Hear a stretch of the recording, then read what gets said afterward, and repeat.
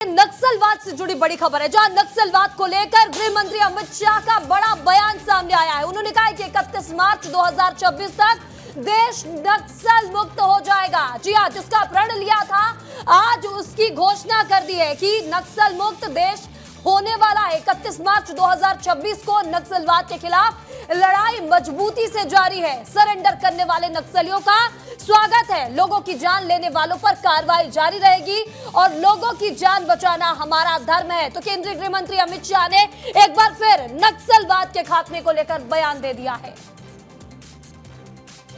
हमारी सरकार की नीति है, जो हथियार छोड़कर सरेंडर होकर आना चाहते हैं उनके लिए रेड कारपेट है। आइए भाई, आपका स्वागत है। आप मार्ग भूले हुए हमारे ही लोग हो, सबका स्वागत है। हथियार छोड़ दीजिए। आए, आज भी मैं कहता हूं, हम किसी को मारना नहीं चाहते, मगर आप हथियार में लेकर निर्दोष आदिवासियों को मारना चाहते हैं तो मेरी सरकार का धर्म है इनको बचाना और आपका सामना। कि 31 मार्च 2026 तक ये देश नक्सलवाद से मुक्त हो जाएगा।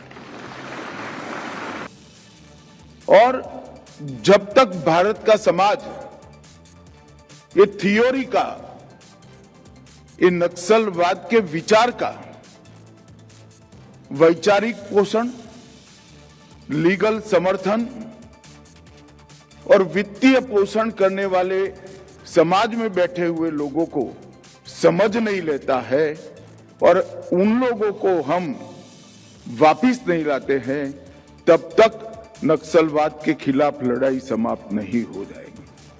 ज्यादा जानकारी के साथ हमारे सहयोगी संजय ठाकुर जुड़ चुके हैं, जो कि पल पल नक्सलवाद के खत्म होती कहानियों को दिखाते हैं और सबसे पहले अपडेट देते हैं। संजय, नक्सलवाद को लेकर एक संकल्प लिया गया केंद्रीय गृह मंत्री अमित शाह द्वारा 31 मार्च 2026, वो दिन जब उन्होंने संकल्प लिया कि नक्सलवाद खत्म होगा। अब इसे लेकर कहीं ना कहीं उनका बयान सामने आ गया है। उन्होंने साफ कर दिया है कि 31 मार्च को नक्सलवाद खत्म होगा। कैसे देखा जाए अब उनके इस बयान को?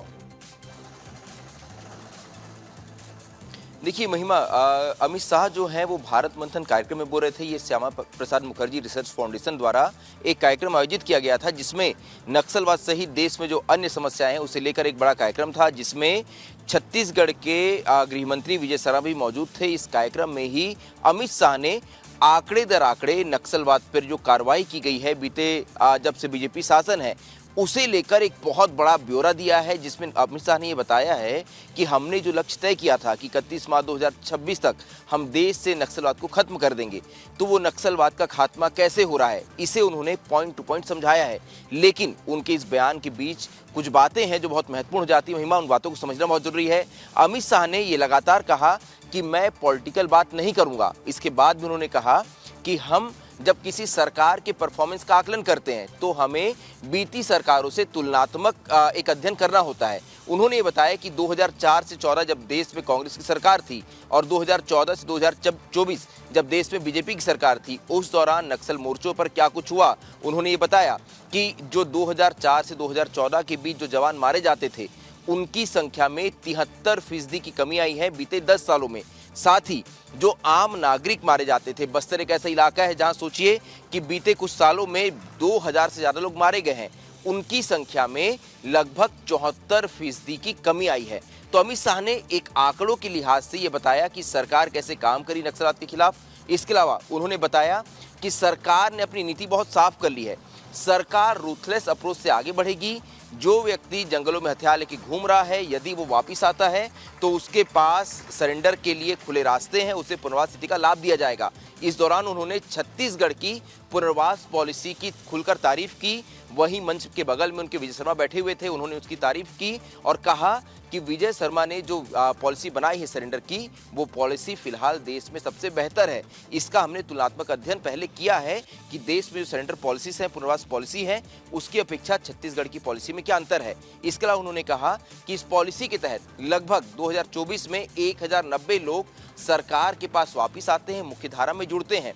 वहीं 270 लोग जो हैं वो मारे जाते हैं 2024 में। इसके अलावा 2025 का उन्होंने जिक्र किया, कहा कि नक्सल मोर्चे पे, एंटी नक्सल मोर्चे पे ये सबसे अधिक महत्वपूर्ण और फोर्स के लिए सबसे अधिक प्रभावी साल रहा है, क्योंकि इस बार हमने देखा कि 9 सेंट्रल कमेटी मेंबर्स जो हैं वो देश के अलग अलग कोनों में मारे गए हैं, यानी कि नक्सलियों की जो टॉप लीडरशिप है उसे फोर्स ने पूरी तरह से ध्वस्त कर दिया है। और इसी बात का जिक्र जो है अमित शाह करते नजर आए। उन्होंने कहा कि हमने अपनी पॉलिसी में बड़ा बदलाव किया है, फोर्स की नीति बहुत साफ है कि अब हमें शीर्ष नक्सली जो बैठे हैं देश में उन्हें टारगेट करना है, और उसमें सरकार को लगातार जो है सफलता मिल रही है। इसके अलावा उन्होंने पूर्वोत्तर की समस्या और कश्मीर की समस्या का भी जिक्र किया।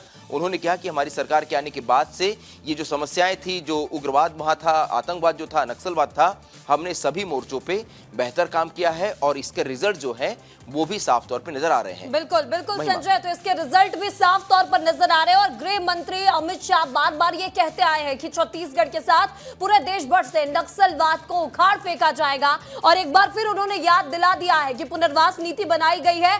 अगर पुनर्वास नीति के तहत, जो भी आपके सरेंडर नीति के तहत आपको अपने हथियार छोड़ने हैं तो छोड़ दीजिए, वरना आप मारे जाएंगे। इस तमाम जानकारी के लिए आपका बहुत बहुत शुक्रिया।